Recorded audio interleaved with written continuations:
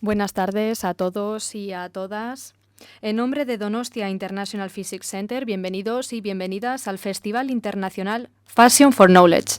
Muchísimas gracias por haber venido.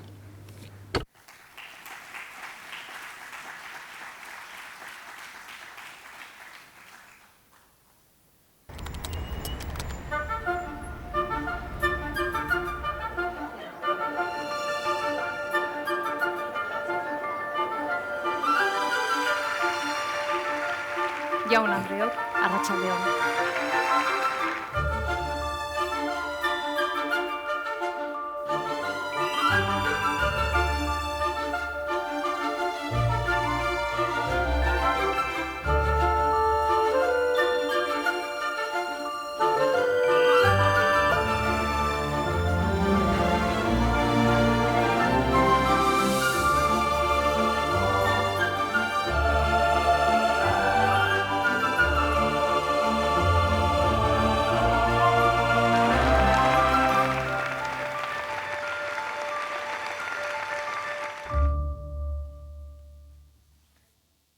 Bienvenidas y bienvenidos a Passion for Knowledge, un festival cuyo objetivo es promocionar la ciencia como actividad clave para contribuir al bienestar de las generaciones venideras y celebrar la sed de conocimiento como motor de progreso científico, tecnológico y cultural.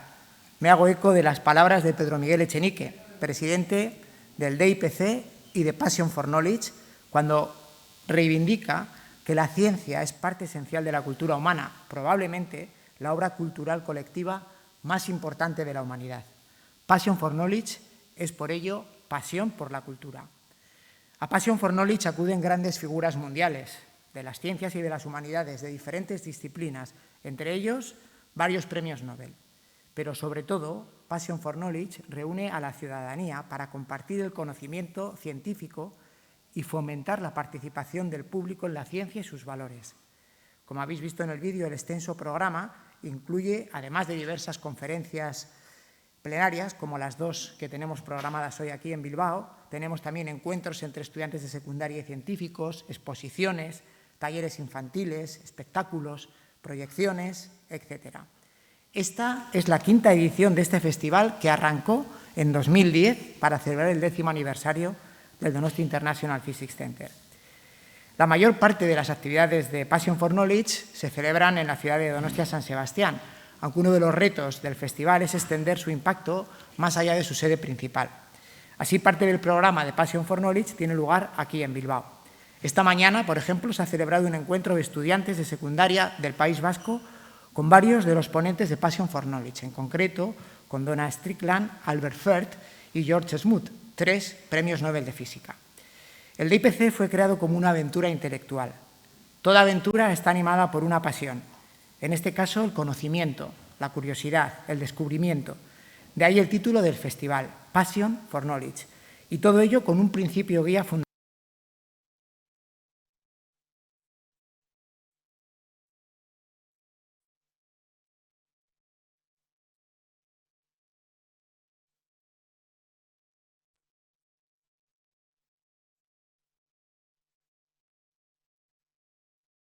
Y prestan su apoyo con determinación y continuidad. DIPCren y Senean Esquerra que man.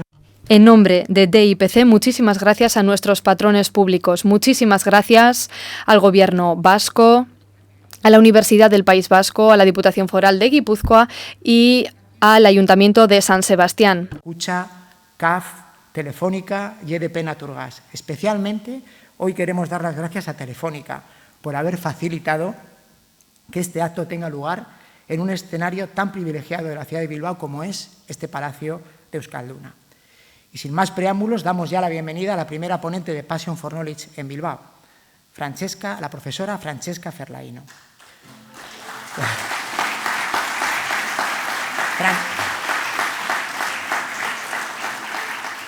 Francesca Ferlaino es napolitana y es experta en física cuántica.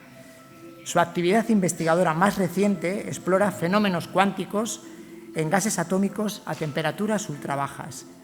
Francesca y su equipo de investigación de la Universidad de Innsbruck, en Austria, recientemente marcaron un hito en la ciencia, el descubrimiento de un nuevo estado de la materia llamado supersólid, con propiedades sólidas y líquidas a la vez. Este fluido tiene la estructura de un cristal, pero las partículas que contiene fluyen como un líquido porque están deslocalizadas cuánticamente y son indistinguibles. Francesca Ferlaino estudió física en la Universidad Federico II de Nápoles. Recibió el doctorado en física en la Universidad de Florencia y en el Laboratorio Europeo de Espectroscopía No Lineal.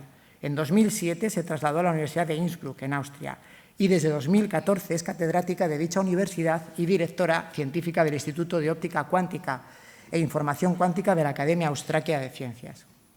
En los últimos años ha sido galardonada con numerosos premios y distinciones de prestigio, entre ellos el premio Erwin Schrödinger, el premio Feltrinelli a jóvenes investigadores, la cátedra Alexander von Humboldt, el premio de Ciencias de la ciudad de Innsbruck, el premio Ignaz Lieben y el premio Fritz Kohlrausch de Física Experimental.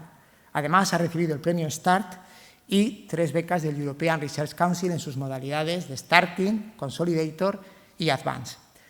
Francesca nos va a ofrecer una charla con un título muy sugerente: Átomos acercándose al cero absoluto de temperatura, el hardware de las futuras tecnologías cuánticas. Os puedo asegurar que Francesca es una gran científica y comunicadora, como vais a poder comprobar ahora. Tenemos la suerte de que suele venir mucho por el País Vasco, dentro del programa de investigadores e investigadoras visitantes del DIPC. Esperamos que algún día pueda compaginar su trabajo en Innsbruck con una dedicación parcial permanente entre nosotros en el DIPC. Ya tenemos la parte difícil de la ecuación resuelta, porque su marido es de Donostia. Ahora solo nos queda que nos considere a la altura de su excelente trayectoria científica. Profesora Ferlaino, the floor is yours.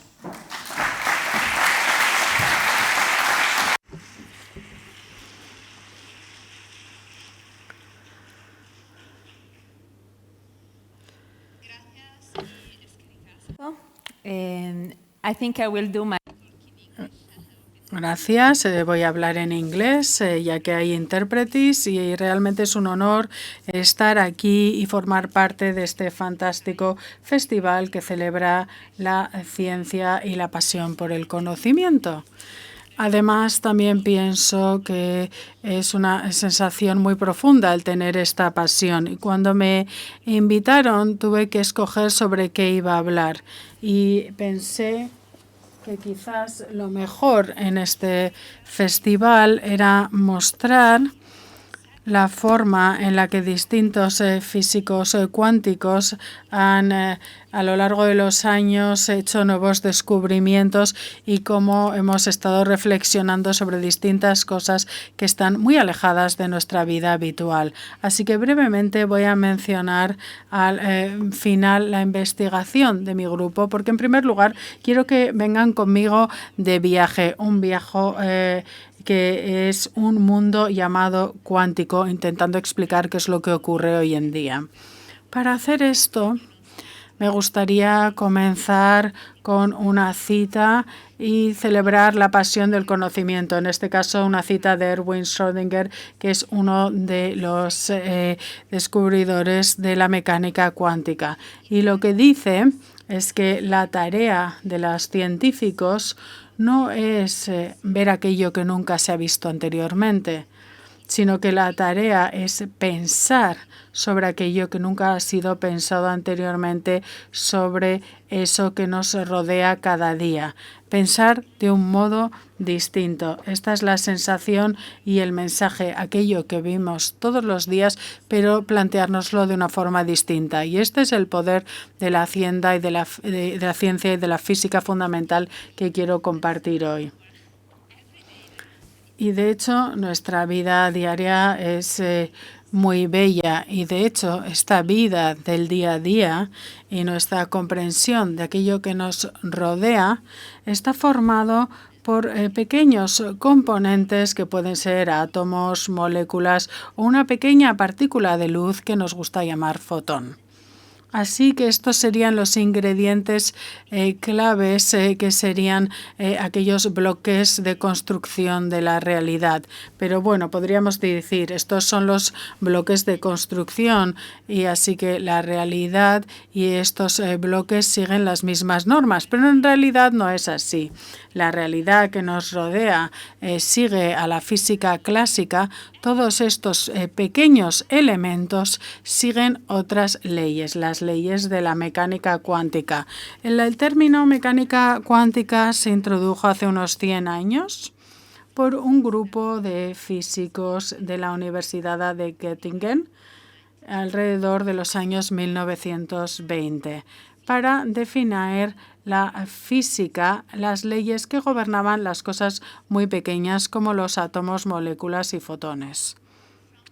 Pero de hecho, desde hace 100 años hasta hoy en día se han descubierto muchas cosas y empezamos a comprender lo que es esta mecánica cuántica y cuál es la implicación. Y de hecho, hoy en día nos gusta utilizar una frase específica para mostrar que nuestra comprensión es mucho más madura y recientemente hemos hablado de lo que se llamaría la segunda revolución cuántica.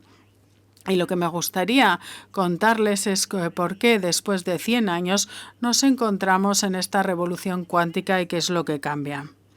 La primera revolución, que fue el establecimiento de la mecánica cuántica, tenía que ver con entender las nuevas leyes de la naturaleza. Ahora hablamos de la ingeniería y el control y la maestría y hacer uso de esas nuevas leyes. Hace unos años, los científicos más prominentes escribieron un libro blanco hablando de las oportunidades de la mecánica cuántica y la física cuántica. Y tras unos años, la Unión Europea decidió llamar a la tecnología como una nueva tecnología disruptiva que se consideraba que era un flagship o buque insignia de esta nueva desarrollo estratégico. Como físicos y estamos en el laboratorio trabajando en ciencia fundamental y básica, pero esto supuso un gran cambio para mi comunidad porque empezaron a hacer las cosas mucho más interesantes y además también hemos visto que ha habido dinero que ha ido apoyando a las tecnologías cuánticas. En los últimos años creo que podríamos hablar de 22 miles de millones en el mundo. Y además también podríamos hablar de el apoyo geopolítico a las tecnologías cuánticas. Aquí podemos ver, por ejemplo, el número de patentes en China comparados con Estados Unidos y todo esto cómo va aumentando de forma exponencial y lo ha hecho en los últimos años. Esto es un gráfico que pueden encontrar en Internet, pero yo lo que quería era darles una sensación de lo que es poderoso sobre la mecánica cuántica. Y esto es lo que queremos hacer. Y para hacer esto y explicarlo, quiero empezar dando un paso atrás. Y volviendo realmente atrás, cuando empezamos con el primer concepto de comunicación, de enviar mensajes a larga distancia. Un desarrollo clave se dio en los siglos XIX y XX. Y podríamos decir que el mejor o el primer resultado fue el desarrollo del campo magnético y su descripción como onda. La onda magnética o eléctrica puede ser enviada en distancias muy lejanas y el poder de simplificación de esta onda nos podría llevar incluso a codificar señales. Así que la luz transporta estos campos eléctricos y magnéticos y pueden codificar señales. Esto fue una idea desarrollada por distintos científicos y aquí hablo de Guglielmo Marconi, que creó la primera transmisión de radio a larga distancia, el telégrafo. Poco después y con un gran esfuerzo y junto con un equipo y otros científicos se llevó la primera transmisión transatlántica y luego recibió el premio Nobel junto con Carl Ferdinand Braun por el desarrollo de la telegrafía. Y la idea aquí era enviar un mensaje utilizando las ondas. Así que recordemos, enviar los mensajes y el lenguaje de estos mensajes es lo que todos conocemos que es el código Morse.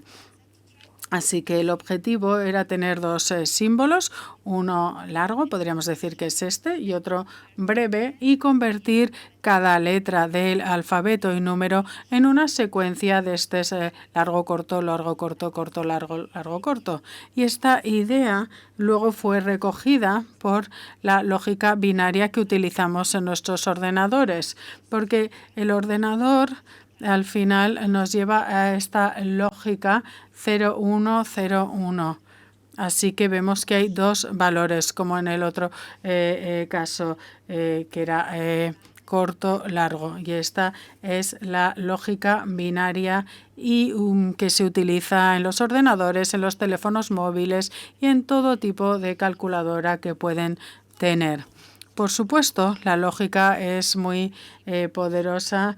Se puede codificar una información compleja en estos símbolos, pero luego tenemos la lógica, por lo tanto, un lenguaje, acordamos el lenguaje, un lenguaje binario, pero tenemos que tener algo que hable este lengua. En la física clásica, aquí diríamos el transistor. Y de hecho, lo que se llamó uno de los primeros ordenadores sería esta máquina de Turing. Quizás algunos hayan visto la película, que se utilizó para descifrar el criptosistema Enigma utilizado por el régimen alemán durante la Segunda Guerra Mundial. Esto es básicamente el primer ordenador que sería como una gran calculadora. Y lo que se hizo fue el poder descodificar el criptosistema Enigma. Y esto se hizo siempre basándose en 0101. Y en aquel momento no teníamos un transistor, sino que tendríamos algo más grande como este tubo. Y luego se fue desarrollando y el hardware también se ha desarrollado. Se inventó el transistor, que como podemos ver aquí es mucho más pequeño, que puede de forma muy eficiente codificar estos 0101. Además, también hubo otro desarrollo en la tecnología, que fue el circuito integrado. Así que tenemos este pequeño objeto con muchos transistores en el interior. Y lo interesante es que hay una ley empírica, la ley de Moore, que nos dice que mientras se va progresando, aquí vemos el año 2020, el número de transistores, este objeto que puede hablar, este lenguaje 0101, se está duplicando cada año. Hoy en día, en un microchip, tenemos alrededor de 50.000 millones de transistores. Así que tenemos más transistores, por lo tanto ordenadores más poderosos. Esto es fácil de entender, pero el ordenador además cada vez es más pequeño. Así que ¿cuál es el límite? ¿Cuántos transistores podemos seguir incluyendo en un dispositivo que cada vez es más pequeño? Y esto es algo muy interesante, de hecho, porque el tamaño de este tubo inicial que encontrábamos en la máquina de Turing era así de grande, pero ahora estamos teniendo transistores en un circuito integrado que cada vez son más pequeños, casi a un tamaño de una bacteria, y finalmente acabaremos con el tamaño de un átomo. Así que nos podemos preguntar cuánta energía necesitamos para controlar uno de estos dispositivos electrónicos. Bueno, la energía está llegando a otro límite, que sería para tener un electrón por dispositivo. Bien, entonces ahora tenemos un átomo, el tamaño, un electrón, la energía. Así que una vez más hablamos de la física de los elementos pequeños, y ahí es donde entra en juego la física cuántica. Aquí estamos viendo este estrechamiento de la cuenca, que cada vez es más estrecho. Pero veamos qué es lo especial de este mundo cuántico. Podemos tener algo más del transistor de 0,1. El primer concepto, que quizás sea el más difícil, por lo menos para mí, de entender, es cómo la energía de un único átomo o electrón Yo soy italiana, así que solía dar este ejemplo. Cogemos agua, llevamos a hervir y luego metemos la pasta y la temperatura va aumentando de forma continua. Por lo tanto, hay un aumento continuo de la temperatura del agua.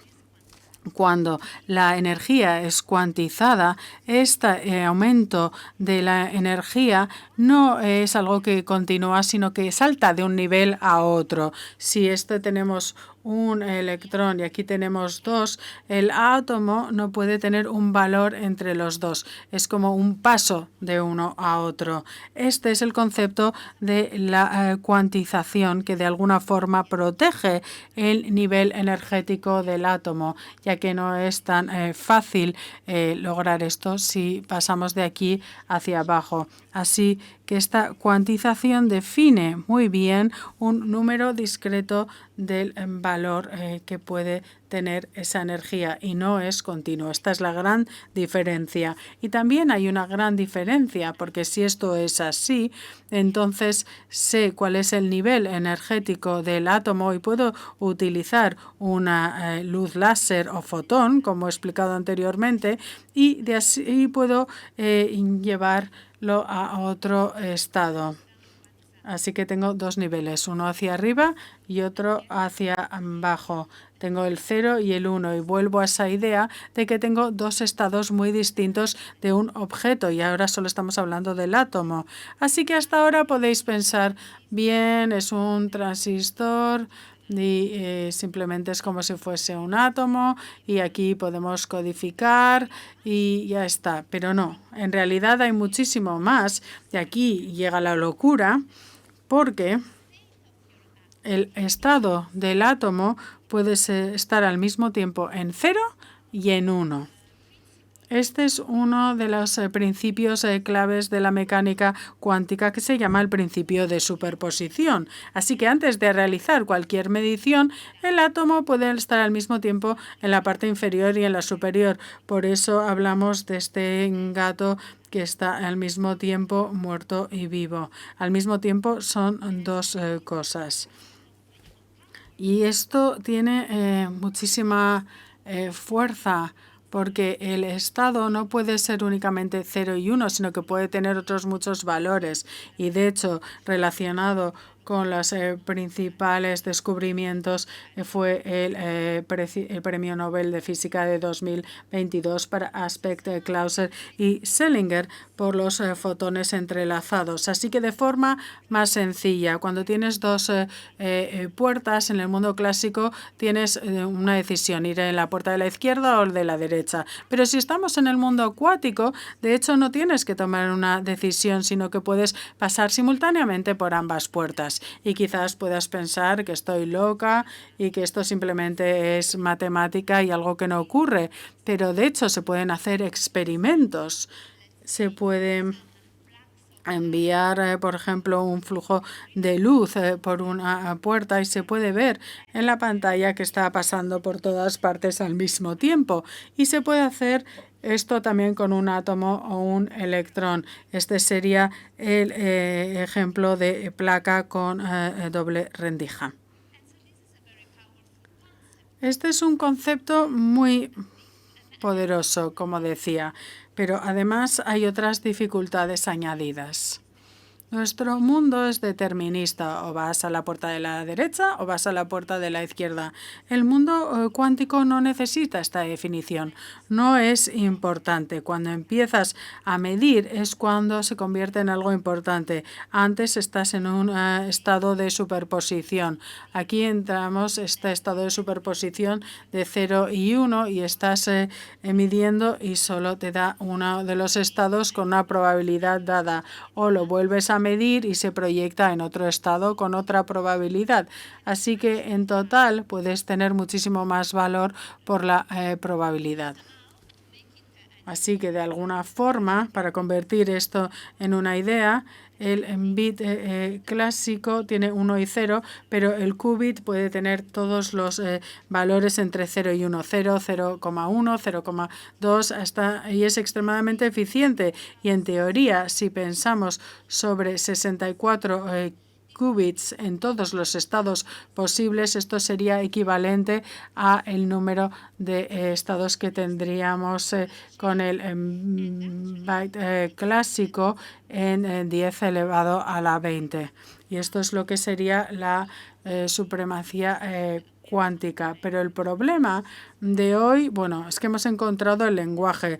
Tenemos este qubito y este qubit o bit cuántico, pero lo importante es ver cuál es el objeto y cuál es el transistor cuántico. Y aquí es donde tenemos la lógica que tenemos que encontrar. Hay distintas empresas en el mundo, empresas grandes y muchos grupos de investigación que están intentando identificar cuál va a ser el hardware adecuado para hacer esto. He hablado sobre un átomo y lo poderoso que es.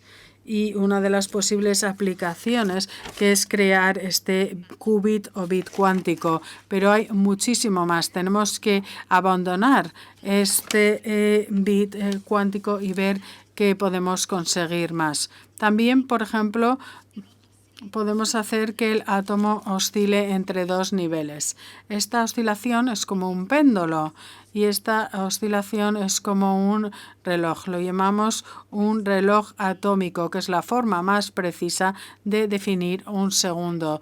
Es la forma o la medida más precisa del tiempo, la oscilación entre dos niveles energéticos de un átomo. El primero y segundo tiene que ver con el cesio. Ahora hay una redefinición, pero lo importante aquí es que esta definición es esencial para el GPS de vuestros teléfonos móviles, porque el GPS necesita saber el espacio y el tiempo, y para el tiempo necesitas un reloj que sería en este caso un reloj atómico. Otro ejemplo que también me gusta dar es que ahora tenemos estos dos niveles energéticos, pero la distancia no es fija. De hecho, si tenemos un campo magnético alrededor, incluso si es un campo magnético pequeño, hay una distancia que puede cambiar y hay una diferencia energética. Así que si tienes un campo magnético a tu alrededor y diseñas esta diferencia entre el E1 y el E2, puedes medir este campo magnético, que es relevante para muchas aplicaciones. Por ejemplo, si pensamos en nuestro cerebro, cuando hay un error, se también crea este pequeño campo magnético y hay un átomo o algo parecido a un átomo que puede ser un sensor del campo magnético o de las anomalías en la distribución del campo magnético en tu cerebro. Un sensor con una capacidad exquisita para medir campos magnéticos muy pequeños. Por ejemplo, si veo mi átomo, puedo ver dónde está el ascensor de un edificio, porque cuando se mueve este ascensor crea estos campos magnéticos. Así que esto es para que tengan una sensación de que un átomo realmente puede medir campos magnéticos muy pequeños. ¿Y qué ocurre si no tienes un átomo, sino muchos átomos? Y cada uno de estos átomos está interactuando. Aquí pasamos de un objeto único a la física cuántica de muchos cuerpos, que es mi campo de investigación. Y lo primero que nos debemos plantear aquí es que para nuestro campo de investigación hay algo que no nos gusta. Y lo que no nos gusta es la temperatura. Porque si los átomos están a una temperatura alta y se mueven, es como un ruido que enmascara los fenómenos cuánticos. Así que lo primero que tenemos que hacer es refrigerar y pasar a temperaturas muy cercanas al cero. Pero enfriar no significa parar el movimiento del átomo, sino que se tiene que hacer una transición a lo que se llama la dualidad materia-onda. Cuando se disminuye esta temperatura, cada uno de los átomos se ve como una onda. Y esta es otra de las locuras de la física cuántica. El átomo empieza a tener las probabilidades como una onda de ser materia, un objeto con un peso, y está deslocalizado. Hay una probabilidad de encontrar un átomo en distintos lugares en el espacio, y cuanto más baja es la temperatura, más larga es la onda, hasta un punto en el que todas estas ondas de materia interferirán y crearán lo que se llama un condensado de Bose-Einstein, que es una onda gigante que sigue la ley de la mecánica cuántica y que ya se descubrió hace unos 20 años. Y quizás ahora me pregunten, ¿cómo de frío tiene que ser? ¿Cuál debe ser la temperatura? Y para que tengan una sensación, vemos estos dos puntos en esta escala de temperatura, que sería como nuestro termómetro, el lugar más frío y el lugar donde hace más calor del mundo, que en mi escala están casi en el mismo punto. Luego, la temperatura de la superficie del Sol, que se aleja un poco, y luego, si pensamos en el lugar más frío en el universo, tenemos esta radiación cósmica, que también está bastante cerca, y luego tenemos la colisión entre partículas. Y les voy a mostrar cómo se da. Este es un vídeo en el que vemos al átomo que va en una dirección, y esta luz azul es lo que utilizamos para ralentizar el movimiento, y utilizamos este enfriamiento con láser para ralentizar el movimiento del átomo, y el átomo está llegando a esta región donde es capturado y donde se da la última parte del enfriamiento y se prepara el gas a estas temperaturas tan bajas. Este es un vídeo, y la primera vez que el condensado de Bose-Einstein se vio fue en junio de 1995 con el átomo de druidio, y vemos aquí cómo hay una interferencia de la onda, y luego eran Bose y Einstein lo que lo predijeron, y muchos años después, gracias al desarrollo de la tecnología, se creó. Y el tipo de átomo que tenemos, y este es el laboratorio, nuestro laboratorio de Innsbruck, con muchas luces y espejos, y de hecho lo que utilizamos son algunos átomos muy específicos. Y les quería dar un ejemplo de lo que se puede hacer con este átomo magnético, porque normalmente pensamos que la materia tiene un estado, o es sólida, o líquido, o gas. Pero también es posible tener un nuevo tipo de estado de la materia que sale de esta clasificación por completo. En nuestro caso se trata de un gas. He hablado de que un condensado es un gas que tiene ambas propiedades como sólido y líquido. Y debido a se llama el estado supersólido. Es como ese gato que al mismo tiempo está vivo y muerto, pero aquí tenemos este estado supersólido en el que al mismo tiempo tenemos lo sólido y lo líquido. Hay científicos que estaban muy convencidos de que esto era imposible, que era imposible crear un estado que era al mismo tiempo sólido y líquido. Y luego otros que dijeron, sí que es posible, la mecánica cuántica permite este estado. Y de hecho eran todos científicos con el premio Nobel, un debate de alto nivel, y luego se vio cómo se podía probar que existía este estado. Y hace unos años mi grupo y el grupo en Italia y otro grupo en Alemania fuimos conscientes de que empezamos con este gas, y que los átomos se organizan de forma independiente, de una forma muy ordenada, mientras mantienen esta coherencia, y realmente se puede enfriar el sistema y llegar a este nuevo estado. Y esto es simplemente un ejemplo de lo que podemos hacer si tenemos muchas partículas. Y para que vean cuántos descubrimientos va a haber, y me gustaría acabar mi charla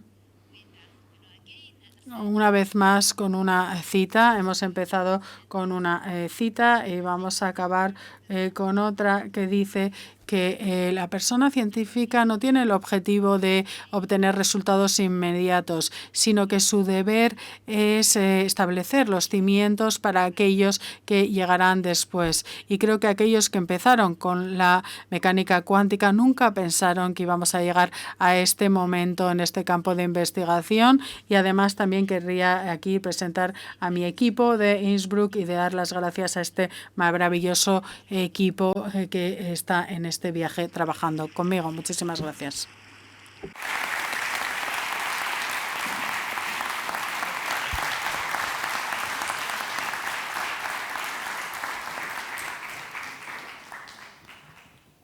Oh, okay.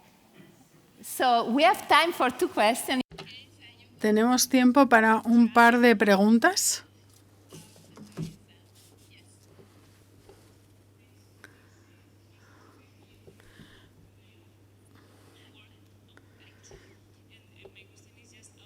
Mi pregunta, tengo mucha curiosidad. En la última parte donde has mostrado el vídeo donde se hace el enfriamiento con el láser, luego se para en esta intersección en naranja. ¿Qué era esto exactamente?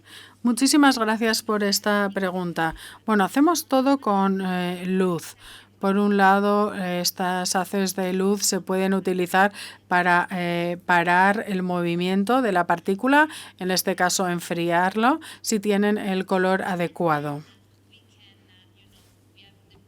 Y luego tenemos el haz y lo paramos, pero al mismo tiempo la luz se puede utilizar simplemente para atrapar.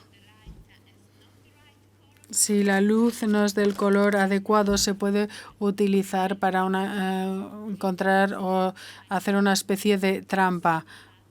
O luego cada punto donde se va a localizar cada una de estos átomos. Gracias.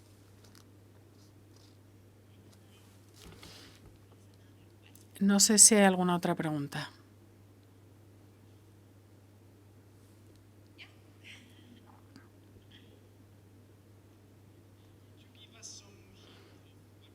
¿Nos podrías dar alguna pista sobre cuál es la diferencia entre un superfluido y estos supersólidos?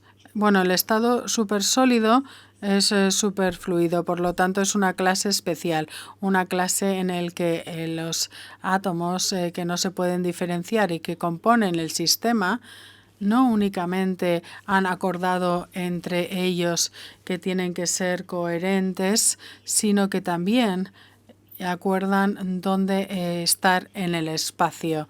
Así que de alguna forma pueden romper la simetría y crear una onda como si fuese un cristal, una estructura periódica.